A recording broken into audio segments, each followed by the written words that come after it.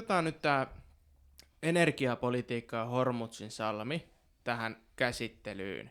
Eli Hormuz on tämä Persianlahden käytännössä salmi tässä, tai notko, ja se on yksi maailman energiaverkoston pullonkauloista, yksi, niin kuin alussa puhuttiin, jossa pelkkä epävarmuus voi nostaa energian hintaa, kuten raakaöljystä valmistettavat öljytuotteet, esimerkiksi bensiini ja diesel.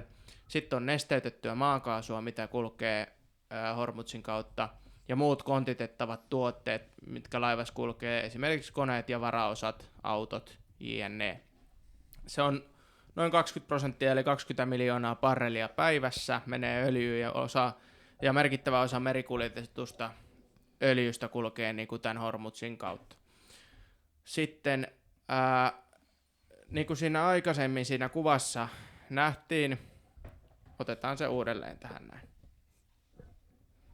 Lisätään näet 20% öljyä, minkä lisäksi myös 20% maailman kaasusta kuljetetaan tuon salmen kautta.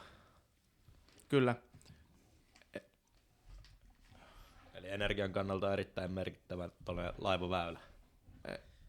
Eli tässä katsojat näkee, että se todellakin on iso kuljetuskode, sieltä lähtee tänne Aasian suuntaan, Indonesian suuntaan, mutta sieltä lähtee myös öljyä sitten tänne kaupungin kautta kohti Atlanttia päin ja Suezin kanavan kautta kohti Eurooppaa.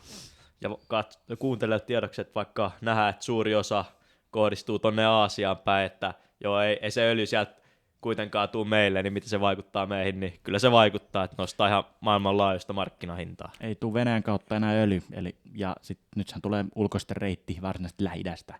Oliko se nimi oli Brest, mä en muista itse. Ja tässähän on Suezin kanava, ja ilmeisesti täälläkin on proxy-järjestöön nimeltä Hutit, jotka vaikuttaa tänne Suezin kanavaan. Ja kyllä. Patrik, miten se öljy tulee Suomeen? No öljyhän se sieltä kulkee, just mainitusti, että se kulkee sieltä, jostain Lähi-idästä tulee varmaan Kuwaitista, Saudi-Arabiasta tulee öljy, kulkee sieltä Hormuzin salmen läpi, kulkee sitten sieltä tuonne Punaisen merelle, sitten menee tuolta Suezin kanavan läpi. Muistaakseni suomalainen tulee niin, että se kulkee Turkkiin ja sitten Turkista kulkee Euroopan kautta, tai joko se tulee ihan Gibraltarin Itämerelle, nyt kun ei ole enää Venäjään nuo öljyyhteydet auki. Kyllä. Ja käytännössä miten niin kun sä näet, että mikä tässä on niin kun nopein, tai niin kun tavalliselle kansalaisille, niin nopein, niin kun, mikä sille niin kun vaikuttaa? Eli jos nyt pidetään summa summarum, eli raakaöljy, sitten tulee jalosteet, bensiini, diesel, määräytyy käytännössä pumppuhinta, mutta tähän pumppuhintahan vaikuttaa sitten logistiikka. Kyllä. Ja vakuutukset esimerkiksi, eli laivassa on monenlaisia vakuutuksia, jos sinne mennään ohjusta tulla, niin vakuutukset nousee. Sotariski. Juuri näin. Onko tämä niinku, mitä sä arvioit, että kuinka suureksi tämmöinen 20% nousu voi, no, tai varsinaisesti esto? mitä mä nyt lueskelin ja on seurannut niitä pörssiä ja sitten rahamiehenä kun tutkinut näitä, niin sehän vaikuttaa, että sieltä myös kulkee aika paljon rahtia tuolta alueelta. Paljon resursseja pelkästään. Ja kun me puhutaan, se ei pelkästään öljy, sieltä tulee kaasua myös. Ja kaikki nämä rajoittuu aivan. 2% oli muistaakseni yhden öljybarrelin hinta oli noin $60. Se nousi $85. Ja nopealla matikalla, mitä mä tein, niin polttoaineen hintahan voi näkyä 2,1 € litra hinnassa. Ja jos tämä sota pitkittyy, niin se tulee pysymään siellä. Mutta jos nämä saat toteutettua tämän, se voi pysyä hetken siinä ja sitten se alkaa taas laskemaan. Näin on käynyt viime vuonnakin mutta se on aikamoinen kurjus, ja jos rahdin pelkästä hidastuminen tulee, niin totta kai se aiheuttaa pientä inflaatiota. Se ei ole vakavaa.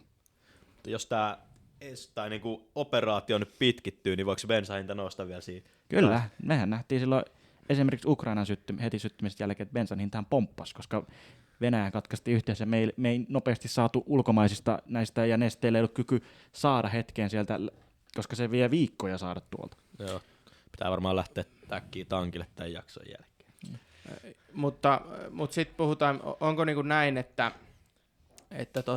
tähän on, nyt pitää muistaa, että tässä ei niinku hysterian kannata ruveta kuitenkaan, Ei koska todellakaan. 20% kulkee Persianlahden kautta. Meillä on Kap-kaupungin kierto, sitten meillä on, niin kuin puhuttiin Gibraltarin notkosta.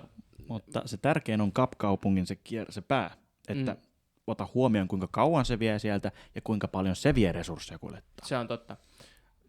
Minkälainen vaikutus, jos öljyhinta nousee, bensahinta nousee? Miten se vaikuttaa niin ylipäätänsä kaikkeen? Nouseeko kaiken hintataso? Inflaatio nousee. Sotahan automaattisesti kallistaa kaikkea, mutta myös sota kiihdyttää teknologiaa, joka myös aiheuttaa, se nostaa toki hintoja, mutta se myös lisää mahdollisesti vähän epäeettistä sanoa töitä ja mahdollisuuksia. Koska sotahan on aina läpi historian kehittänyt teknologiaa ja tekniikan kehittymistä ja näin. Okei, no Onko se hyvä teknologia vai huonoa ihmiskunnan kannalta? No, jos me hypättiin toisen maailmansodan jälkeen P-51 potkurikoneista F-4 Phantom suihkukoneista, jotka kulki melkein äänennopeutta, niin voisin sanoa, että aika hyvä. No sit mä nyt kysyn heti tähän kohtaan, että miten sä näet niin kuin Trumpin ajattelumallin tässä, että antaako hän Persianlahden olla sulettuna tai Iranin hyökätä, niin kuin vastustaa tätä öljyn kuljetusta. Se, varmasti USA haluaa, että se on auki se, ja USA saa lähetettyä Aasiaan omia lähetyksiänsä sekä Eurooppaa tehdä bisnestä ja sitten kotimaan myös öljyä. Kyllä. Mutta miten sä niin kuin näet, että onko Trumpille kuinka iso dilemma se, että Persianlahti pitää olla auki vai keskittyykö se vaan siihen, että se saa hallintaan sen alueen? No Trumphan seuraa, mitä mä oon nyt seurannut häntä viimeiset 3 vuotta niin kuin pelkästään ihmisenä. Hänellä on tämmöinen Monroe-doktriinin tyylinen ideatapa, ja Monroe-doktriini tulee 1800-luvulta, kun oli Yhdysvaltain presidentti Monroe, ja idea perehtyi siihen, että se pallon puolustus, missä jenkit on, niin siellä ei saisi olla yhtään eurooppalaista vaikutetta, vaan pelkästään Amerikan. Mutta niitä jälkiä nähdään siinä esim. Venezuelan tapauksessa, mutta myös Trump on laajentanut sitä näkökulmaa niin kuin läntiseen, että ei pelkästään jenkkien, sanotaan, että se ajaa 60% jenkkien, mutta silti siellä on se 40% Eurooppaa, niin jossain kohtaan se alkaa kurittamaan myös Euroopan taloutta, ja myös se vaikuttaa ihan Yhdysvaltojenkin talouteen. Niin Trump tietää sen, niin jossain vaiheessa se kyllä huomauttaa, että avatkaa se salmi, ja varmaan ihan lähiviikkoina mä spekuloin, että vastataan ohjuksilla tai tällaisilla. Kyllä, eli Trumpi kuitenkin ajattelee, no se ei varmaan Suomea ajattele, mutta kuitenkin väistämättä ajattelee sillä tavalla, että hän ei halua, että se Persianlahti on kiinni, eikä mekään haluta sitä, koska jos se Persianlahti on kiinni ja sillä on epävarmuutta, niin se on meillä pumppuhinnat nousee. Kyllä. Mitä keinoja Iranilla on niin kuin sulkea, tai niin kuin, että jos ne nyt uhkaa, että ne sulkee, sit jos siitä ajaakin laiva, miten ne niin kuin pystyy vaikuttaa, tai mikä niiden niin kuin... No, jos sieltä tulee laivan läpi, niin ekaksi se varmaan törmää miinaa, jos ei miina oppa, sieltä tulee muutama drone ja sitten tulee Soleimanin luokan fregatti ja upottaa sen. Kyllä, okei. Puhuttiin jo etupiireistä, puhutaan vähän lisää niistä etupiireistä, eli mitä kaikkea, sä kerroitkin, että niinku ydinaseet on niinku, ja ydinaseen ajattelu se on niinku suurin juttu, mutta mitä kaikkea muuta siinä etupiirissä voi olla? Sotilastukikohtien liittolaisia, kauppareittien laajentamista, teknologiaa, energiaa, ihan mitä vaan. No varsinaisesti sodankäyntihän ei ole enää sama, ei ole enää panssaridivisio enää armeijakuntien rajoilla, vaan varsinaisesti nythän on ensimmäinen hybridivaikuttaminen, ja hybridivaikuttamisen kuuluu totta kai infrastruktuuri, energia, ja nyt ehkä tärkeimpänä elementtinä, minkä ihmiset ja nykypäivänkin Suomen puolustusvoimissa ollaan unohdettu, on sosiaalisen median informaatiosota. Informaatiosotahan vaikuttaa järkyttävästi myös ihan sodan käyntiin, väärä tieto, väärä valokuva ja kaikki. Se on helppo myös vaikuttua minuun, mäkin olen saanut impressio näitä, niin varsinaisesti se on yksi helpoin etupiiri. Jokainen voi teknisesti tehdä informaatiosotaa, jokainen voi levittää väärää tietoa, ja se voi olla tarpeeksi voimakasta destabiloida vihollista tai laskea vihollisen moraalia. Ja sittenhän tulee nämä muut hybridi, eli pankkien kaataminen, sitten kaikki tämmöiset mahdollisesti kelat ja ne kaikki poikkaisut. Mutta sitten tulee nämä fyysiset, kuten vesilaitokset, sitten tulee energialaitokset. Jollain tavalla yritetään häiritä jotenkin. Meillä on nähty esimerkiksi Venäjän Eagle S-tapaukset, ja sitten näette, kun päätti raapia meren pohjaa, ja sitten meni erikoisrajajääkärit. Puhuttiin niin kuin äsken siitä kasvojen menettämistä, niin että kuvillakin voi olla merkitystä. Niin miten otetaan niin kuin Venäjä, Ukraina ja myöskin USA, Irani, eli varmasti Trumpi ei peräänny nyt kun se Ei on todellakaan. Trump on semmoinen henkilö, kun sillä on motiivi, se pitää sen kokonaan kiinni ja se yrittää saavuttaa sen tasan. Hän on itse sanonut, että häntä ei pystytä mikään kuin hänen oma kuolevaisuus ja mieli. Joo, just näin. Ja mä uskon, että Venäjällä on kuitenkin myös Ukrainan kanssa pikkusen tällaista samanlaista, että me ei enää voida niin kuin lähteä luukädessä tätä pois. Onko? No sanotaan näin, että jos ne lähtee sieltä pois, niin ne vaan osoittaa globaalille teatterille, että tämä oli epäonnistuminen ja sittenhän ne menettää kasvonsa tavallaan. Mutta nyt kun ne on sidottuna siinä, niin se on sille, nyt kun ollaan täällä, niin me sitten ollaan täällä. Se samahan kävi jopa Donbassissa silloin 2014-2022, ennen kuin se varsinainen hyökkäys alkoi. Että nehän vaan oli, ne ei pystynyt vetämään niitä joukkoja, nehän vaan oli sille, että niillä on se presenssi siellä. Et Kyllä. jos ne vetää sieltä, niin se osoittaa, että muut maat voi saada vaikka mielikuva, että oi, niitä loppuu resurssit. Niinpä. Niiden on pakko pitää se pelote ja uhkakuva yllä. No, Venäjällä on niin paljon pelättävää, että ne menettää niiden ystäviä tai liittolaisia, mutta eikö Trumpi yhtään pelota, että niinku, se menettää niinku Eurooppa ja muut sen liittolaiset. No eikö se Trump ole jo tarpeeksi työntänyt Grönlannin jälkeen pois? Joo. Niinpä. Mutta onko ne kokonaan myös lähtenyt pois? Ei. Tästäkin puhutaan, otetaan Eurooppa vielä loppuun sitten, mutta eli jos mä voin vetää yhteen vedon, eli tästä niin kuin, mistä nyt on puhuttu, eli jos sidotaan etupiiriajattelua tähän kriiseihin, niin etupiirit ei yksin selitä eskalaatioita, iskuja tai kokonaista sotaa, vaan ne ovat osa sitten sitä strategiaa. Esimerkiksi USA, Venezuela, Venäjä, Ukraina, Kiina, Taiwan, niin eihän ne sinne lähde sen takia, että laajennetaanpas tuosta etupiiriä niin, että heilahtaa. Ei niiden tarvi. Niin, vaan eli niin kuin puhuttiin, että tässä on kuukausien, kuinkahan kauan niin kuin about tierrallaan tämmöistä operaatioitakin pitää niin kuin valmistella? 6 kuukautta ne sanoi itse. Niin 6 kuukautta Centcomin kautta tullut tieto, tai jotain. Kyllä. Pääesikunnan johtajalta ne sanoi itse. Justiin. Eli siinä on niinku kahvia on mennyt ja siellä on mietitty jos jonkinlaista asiaa. Ja onko tietoa, kuinka vaikka CIA ne on niinku kerännyt tietoa, että ne on saanut iskettyä? No CIA on ollut varmaan Iranissa mä voin puhua 20 vuotta jopa. Siellä on koko ajan tälläkin hetkellä elää näitä piiloagentteja tai näitä sleepereitä, ja kun niille on tullut viestit, hei me isketään 3 kuukauden päästä, niin valmistautukaa. Siinähän oli tärkein elementti, mitä mä oon kuullut, että kun Khamenei kuoli, niin on kerrottu, että nämä Israel ja Yhdysvallat sai tiedon 5 minuuttia iskujen jälkeen, kun valokuvan Khamenein ruumista, ja sitten vasta nämä iranilaiset löysi sen, joka tarkoittaa vain yhtä, että Khamenein turvapiirissä on läpästy. Kyllä juuri näin, eli niin kuin petos sattuu yleensä niin kuin aika läheltä, ja oikeastaan sitä, että oikea käsi on se pettäjä. Eli käytännössä myös tällainen niinku CIA ja tällaista niinku toimintaa Iranin alueella olisi myös merkittävässä roolissa siinä, että nämä iskut näin onnistuneet. Kyllä siellä on pakko jotain käydä. Sanotusti näin, että eihän ne jenkit niinku kaikkia näitä tavoitteitaan vaikka ohjuksilla saa, jotka on liian kaukana, niin eihän se vaadi, vaikka jos on vaikka pelkkä energiainfrastruktuuritorni, niin ei se vaadi 3 äijää, sitten pari leikkuria ja se on siinä. Niin homma, poikkia pino. Joo, nyt niin salaliittoteorikoilla varmasti pyörii sukat jalassa, koska seuraava aihe on eskalaatioskenaariot. Ja tuohon vielä, että ei pelkästään hyvällä tuurilla, niin ei kyllä varmaan noin montaa hyvää johtajaa saada tapettua. No ihmeellisitähän, mitä tässä on käynyt, mitä mä oon seurannut itse Telegram. Oli hauska tilanne, olin tuossa muutama päivä sitten Telegramissa tämän Iranin virallinen, ja mä käänsin koko ajan toisella näytöllä. Niin luin, että Iranin uusi suurjohtaja valittiin. Mä katsoin sitä nimeä ja tekstiä Telegramissa. 10 minuuttia meidän tulee, että se on kuollut. Ja mä päivitin Maksarin kuvan, niin mä näin ohjusiskun uudestaan. Eli sanotusti jenkit, heti kun ne ilmoitti, niin jenkit ties, että okei, se on tuolla, niin ne lamautti sen heti pois pelistä. Ja sitten myös nekin, ja sen kuulemma kandidaatin alla oli vielä vara siellä 2, ne sais nekin. Okei. Kova homma. Ollaanko nyt tästä aiheesta proxysodasta puhuttu tarpeeksi ja mennään tuohon eskalaatioskenaarioon? Mulla tulee ainakin muutama mieleen heti eskalaatioita. Onko Tapanilla kommentteja? Ei ole tuohon.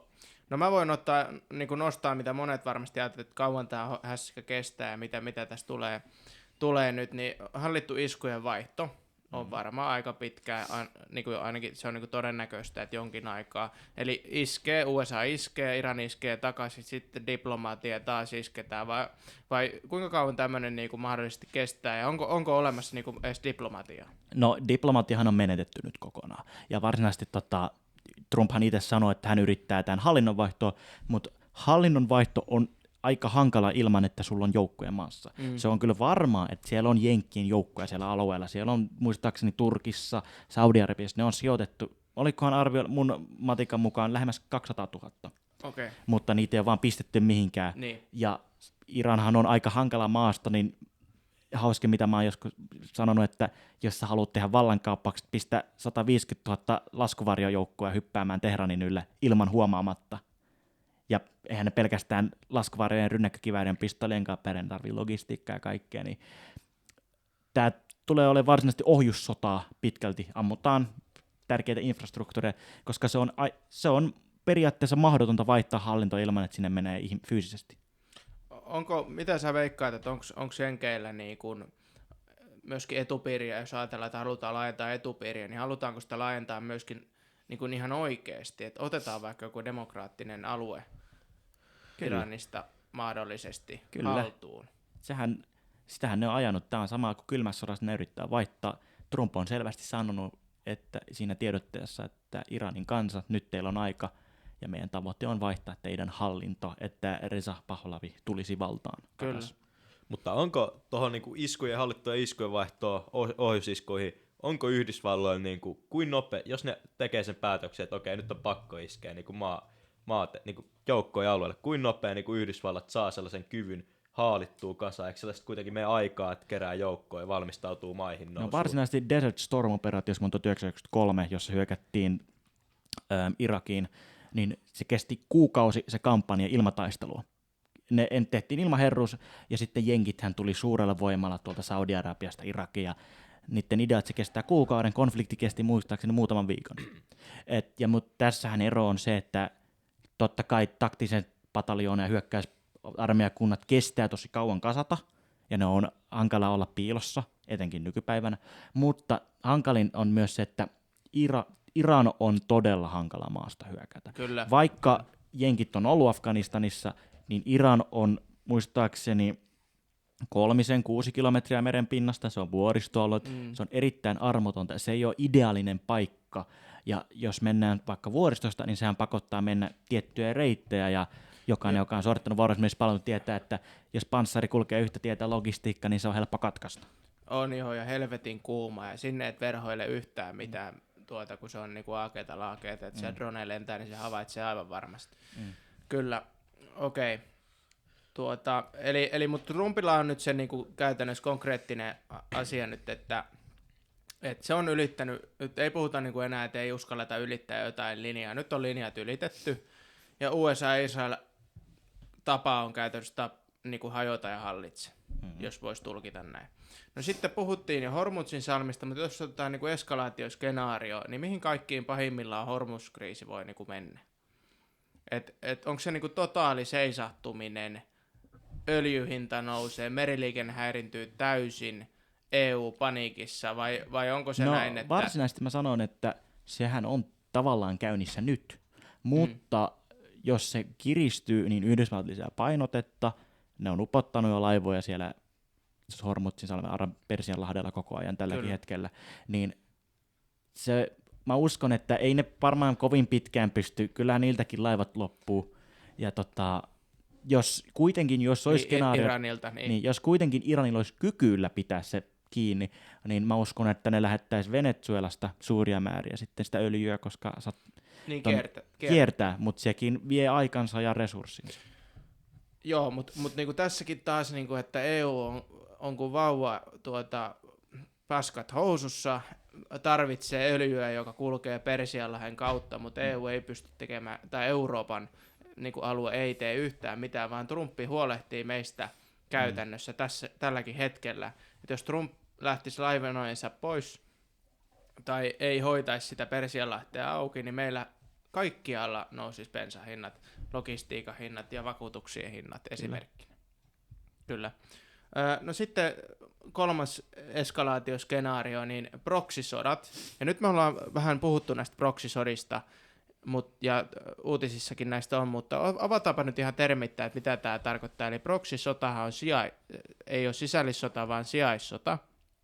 Se tarkoittaa sotaa, jos 2 tai useampi iso toimija, yleensä valtiot, taistelee epäsuorasti toistensa kanssa kolmannen osapuolen kautta sen sijaan, että sotis suoraan keskenään. Eli, ja tämmöisiä toimijoita on muun muassa Hezbollah, Hamas, militiat Irakissa tai sitten Huthit Suetsin kanavan rannoilla. Otetaan tähän nyt tällainen käytännönläheinen esimerkki, eli Hamas sotii Israelia vastaan Gazan kaistaleet ja Irani tukee sitä Hamasia. Tässä Kyllä, on niin proksisota. Joo. Kyllä, juuri näin. Sama esimerkki voisi olla, että jenkit tukee Ukrainaa ja Ukraina sotii sitten tuolla Donbassissa Venäjä. Joo, Hezbollah on USA vastaan Iranissa. Kyllä. Ja niin kuin uutislähteiden mukaan, niin Venäjä on tukenut Kyllä. Hezbollahin toimijoita Iranissa. Kyllä. Miksi ne on niin kriittisiä toimijoita? Minkä takia valtiot käyttää niin kuin aikaa? Koska helposti sanottuna eihän kukaan halua suurvaltioiden sota. Jos Yhdysvallat ja Venäjä julistaisi sodan, niin kaikkihan, en tiedä, mutta kylmän sodasta pedettyneen MAD-termillä, eli Mutually Assured Destruction, eli yhdessä tuhoudutaan ja yhdessä taistellaan. Eli että jos yhtäkkiä vaikka Yhdysvallat ja Venäjä sanoo, että me ollaan suorassa konfliktissa, niin sehän aiheuttaisi niin paljon globaalista hysteriaa, kriisiä, ja pelkästään se termi ja julistus aiheuttaisi niin paljon niin kuin öljyn ja kaikki vaikutusta, niin se on helpompi käyttää välikättä, ja myös, että jos on tehty joku hyökkäys, niin se ei tarvitse sysätä, että tämä valtio teki sen, vaan se on toi. Kyllä. Toi henkilö. Tämä on niin kuin aika raakaa ajatella sillä lailla, että nämä toimijathan yleensä, niin nämä vihaa, niin kuin vaikka Hezbollah vihaa USAta, ja sitten vaan ei muuta kuin bensaa liekkeihin, tiedätkö, että annetaan noiden sotien meidän puolesta käytännössä. Irak, Libanon ja Syyria, ja ne on monesti niin kuin uskonnollisiakin ryhmittymiä, niin otetaan nyt vaikka tämä Libanonin rauhanturvausjoukot, mitkä on suomalaisia esimerkiksi siellä, niin pitääkö Libanonissa olla tällä hetkellä titanikypärä hihnatiukalla? No mitä mä oon nyt katsonut valokuvista ja tietoa, niin siellä on vissiin yksi israelilainen prikaati lähestynyt Etelä-Libanonin rajaa, joka vaikuttaisi siltä, että joko ne oikeasti ylittää Libanonin turvaamaan, tai että ne on vaan siellä jonkin pelotteen takia. Kyllä. Ja siinä sitten, jos Israel haluaa ampua Hamasia, ja siinä sattuu olemaan suomalainen joku vartiopiste vieressä, niin se ohjus sujahtaa siitä läpi taikka vierestä suurin piirtein näin. Eli se ei ole enää niin kuin ennen ajateltiin, että Libanonin ensikertalaiset menee harjoittelemaan, niin se ei ole enää niin. Ja Libanonillahan ei ole semmoista ilmatorjuntajärjestelmää Iron Domea niin kuin tuolla Israelilla. Niin myös sekin teoria, että jos siellä on prikaatin verran joukkoja ryhmittänyt, niin se voisi olla teoria, että ne lähettää joukkoja, joilla on ilmatorjuntakykyjä sinne. Mutta sekin, että niillä voi olla myös muita motiiveja siellä. Okei, no nyt puhuttiin niinku suurvaltakytkennöistä, proksisodien, sijaissotien ja näiden ryhmittymien kautta. Puhutaan, Mulla on vielä tuohon lisättävä proksisota, sen lisäksi myös niinku ihan terroristijärjestöt. Miten tämä niinku vaikuttaa, saako terroristijärjestöt enemmän jalansijaa nyt tuolla Lähi-idässä, kun Yhdysvallat on Iranissa, pystyykö Irani, Syyria, pystyykö Yhdysvallat keskittyä siellä, että jääkö sinne valtatyhjiöt, mitkä jotkut noin niinku terroristijärjestöt pystyy täyttämään? Teoreettisesti kyllä. Se on ihan mahdollinen, koska esimerkkiä nähtiin Irakin sodan 2003 jälkeen. Sieltä Saddam Hussein kuoli ja sinne jäi pieni valtakummio ja sitten sieltä yritettiin tulla arabikeväässä, yritettiin valtaa, ne eristettiin ja sitten siitä syntyi myöhemmin ISIS. Kyllä. Vielä tuli mieleen itse asiassa, että mitä veikkaat, että käytännössä terroristijärjestöt, joita voidaan kutsua myös niin kuin proksitoimijoiksi, niin jos nämä lähtisivät laajentumaan esimerkiksi Naton tukikohtiin, oli sitten ihan vaikka Suomessa tai Euroopan maissa, ja vaikka Venäjän valtio tietää, että nämä lähtee laajenemaan, niin mitä veikkaat, että tukisiko Venäjä tai nämä ulkopuoliset valtiot sitten tässäkin tapauksessa näitä proksitoimijoita? No Venäjähän on tuominnut nämä terroristiorganisaatiot, tunnistaa ne terroristiorganisaatiot. Mä uskon, että jokin puoli Venäjässä kyllä kannattaisi näitä. Tämä kävi länsimaalle, mutta sitten samalla annetaan silleen, mikään sanoo se suruosoitukset, mutta silleen, miten sen voisi kaunista että sitä ei ole osoitettu tosissaan. Niin, että ei ole meidän jupakka, että on teidän jupakka. Harmi, että kävi. Niin. Ei ollut meidän ongelma. Niin, juuri näin. Voiko tämä niinku hyökkäys ja Iranin korkeimman ylimmän johtajan niinku surmaaminen niin käynnistää jonkinlaisen terroristiaallon niinku Yhdysvaltoja kohtaan tai Eurooppaa Todellakin. Siihen on se riski tällä hetkellä, että siellä voi olla joku tällä hetkellä nuorempi kaveri, joka nyt vähän suree ja sitten se päättää perustaa, että hänen kostoksi mä aion perustaa tämmöisen pienen organisaation. Niin, ja monesti niin kun tämmöinen nuori kaveri ei välttämättä ymmärrä sitä, mitä iskä on tehnyt tai mitä isä puuhailee. Niin. Että isällä, jos joku on katsonut leffan American Sniperi, niin isä elää ihan normaalia perhe-elämää, mutta sitten hänellä on lattiassa piilolokero, missä on aseet, pommit ja näin, ja sitten hän tekee kauheuksia kaduilla, mutta sitten kun ulkopuolinen toimijat, vaikka USA tai vaikka ihan rauhanturvaajatkin ottaa tämän isän pois päiviltä, niin tämä poikahan näkee niin kun... Tulee kantaa kauna. Niin, tämä poikahan näkee tämän julmana surmaamisena, eikä sillä, että tässä käytännössä niin kuin oikeuden nimissä tällä rauhanturvaajalla olisi vaikka ihan niin kuin oikeasti lakisääteinen velvollisuus tehdä tämä asia, tämä eliminaatio. Kyllä. Ja näistä syntyy sitten, näistä voi tulla isojakin jupakkoja, koska no otetaan nyt vaikka VTC, turha niistä, ne on seuraava jakso aihe, terroristiorganisaatiot kokonaisuudessa, mutta ne ei ole mitään pieniä asioita, nämä proxy-toimijat, niiden terroristiorganisaatioita ja niiden levittäytyminen. Mutta siinäkin myös, kun käsitellään kohta Eurooppaa lisää, että mitä Euroopan pitää tehdä, niin kyberturvallisuusuhkien ennakointi ja sitten myös terrorismin vastaisuus on varmaan niitä toimia, mitä Eurooppa voi niin kuin tässä vaiheessa jo tehdä. No sitä on, mä voisin sanoa, terrorismin vastainen toiminta, sitä on jo aika hankala tehdä. Sitä ollaan yritetty tehdä viime vuosikymmenellä, mutta meille osoittuu Pariisin terroristi-iskut ja lukuisia tämmöisiä, mitä on tapahtunut Euroopassa. Niin. Niitä on hankala ennakoida ja estää. Ja se paras, mitä voidaan tehdä sanotusti mun näkökulma, on se, mitä me tehdään nyt. Kyllä. Ja että... Niin, ja myöskin niin kuin rajapolitiikkaa, että pitää olla niin kuin tiukkana. Ja sitten varsinainen, se pahin skenaario, mitä voi käydä, oli, muistatteko, 24 Moskovassa Krokuksen siellä operatalossa. Joo, meni 2 Isiksen terroristia ja 150 ja se on teoriassa se pahin, mitä voisi käydä. Mutta sekin, että Venäjä on tietyissä rajasuhteissa aika löysä. Siksi ne on antanut näitä pakolaisia tulla ja sitten ne on yrittänyt tunkea niin hybridit vaikutteena taas meidän rajoille ja näin. Kyllä. Niin se, että semmoinen on se ääritilanne. Kyllä. Sitten voi mahdollisesti tulla se VTC:n tyylinen isku, mutta se vaatii paljon resursseja. Kyllä, ja tämmöiset isommat iskut, niin näissä monesti niin se terrorismin vaikuttaminen tai vastainen vaikuttaminen, kun puhutaan, että meillä on Supossa esimerkiksi osasto, jotka tekee työkseen sitä, että ne tutkii tai ovat terrorismin vastaisia toimijoita, niin tämmöiset isommat skenaariot tulisi huomata viranomaisten toimesta. Niin.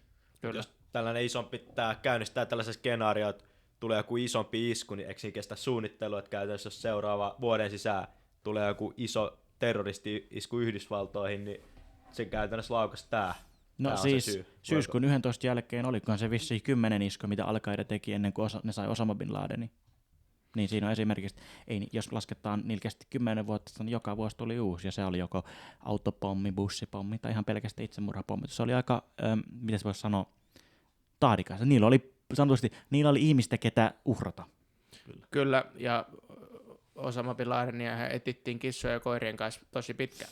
Mutta mennään, terroristiasioista voisi jutella vaikka niin kuin monta tuntia, mutta otetaan vielä tämä seuraava skenaario, eli nyt äsken puhuttiin proxy-toimijoiden ja pienempien organisaatioiden kautta niin kuin suurvaltojen keskeistä kinastelua, niin puhutaan nyt ihan niin kuin oikeasti niin kuin suurvaltakytkennöistä. Eli Kiinahan tukee epäsuorasti, tai Kiina on Iranille tärkeä taloudellinen ja diplomaattinen selkänoja, erityisesti energia- ja kauppasuhteet ja sitten käytännön yhteistyö. Kiina myös pyrkii hyötymään vaikutusvallasta Lähi-idässä, profiloituu välittäjänä, mutta välittää yleensä sitoutumista suoraan sotilaalliseen konfliktiin Iranin puolesta. Nämä on niin kuin lähteestä selvitettyä dataa käytännössä. Sitten Venäjä on poliittisesti mukana, kyllä. Venäjällä on Iranin kanssa strategista kumppanuutta myös, ja myös sitten sotilaallista yhteistyötä, esimerkiksi iranilaisia sotakalustoa on nähty Ukrainassa. Ja sitten Venäjä käyttää Lähi-idän jännitteitä osin myös omassa suurvalta, ja sitten myöskin samalla niin kuin käytännön yhteistyö Teheranin kanssa, että Venäjä on tuominnut näitä USA:n suoria iskuja. Kyllä. No, sitten USA. USA joutuu jakamaan huomiota myös Aasiaan, koska USA haluaa käydä kauppaa Aasian kanssa. Mm-hmm. Kyllä. Eli tämä on myöskin jännitteen ydin, ja tästäkin Yhdysvallat ja Trump joutuu miettimään, että ei suleta Persianlahtea, että saa myöskin Aasialle öljyä ja kaupat sinne auki. Joo. Okei. Eli kriisit Lähi-idässä voivat viedä laivoja, ohjuksia, ilmatorjuntaa, huoltoketjuja ja poliittista kapasiteettia pois myös Aasian pelotteesta. Tätä huolta nostavat esiin myös USA:n ja Aasian liittolaiset. Patrik, osaatko sanoa, että miten muuten toi, jos Iran sulkee Hormuzin salmea, se vaikuttaa merkittävästi myös, että Kiina tuo paljon öljyä. Miten tämä vaikuttaa Kiinan ja Iranin välisiin suhteisiin? Mitä Kiina niin kuin sanoo Iranille? No Kiina ja Iran on diplomaattiset ystävät, mutta Kiinahan on myös vähän siinä puolellakin, että mitäs nyt Xi Jinping itse sanoi, että ne haluaisi Lähi-idän tasapainoisena, joten mä oletan, että se tarkoittaa, että nekin myös vähän ajaa sitä ydindoktriinia, koska Kiinalla on se oma etupiiri. Kiinan piiri menee siitä, mistä, jos katsoo leikataan siitä, niin se menee siellä. Se, mikä on Kiinan tähän vaikutusalueelle, niin jos Iran vähänkin puskee, niin se on vähän silleen 50-50. Juuri näin. Puhutaan niin kuin vielä skenaarioista. Mä otin tähän 5. skenaarioksi tämän Israel 2 rintamalla kysymysmerkki. Eli kun puhutaan 2 rintamasta, niin sehän ei ole pelkkä sotatermi, vaan se tarkoittaa, että Israel joutuu samaan aikaan suojamaan väestöä Hezbollahin rakenteelta pohjoisessa, tekemään pitkän kantaman operaatioita myös Iraniin. Ja juuri se yhdistelmä on sitten vaarallinen Israelin puolustukselle. Israel on suhteellisen pieni maa.